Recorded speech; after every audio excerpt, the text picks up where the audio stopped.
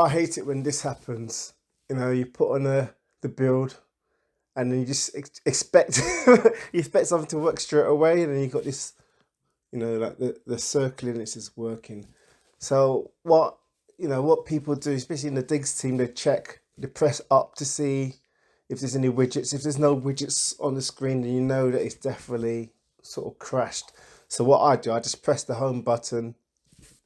Right, go to the app settings. Each device is different. I mainly use a Shield.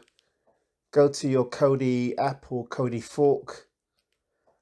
All right, and then from there you click full stop, and always do clear cache as well.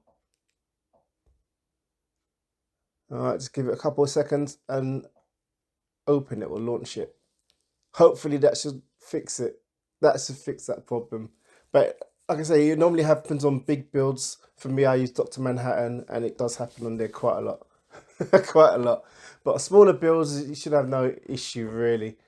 Or builds we're using a different skin. All right then, guys. Thank you very much. Thank you very much.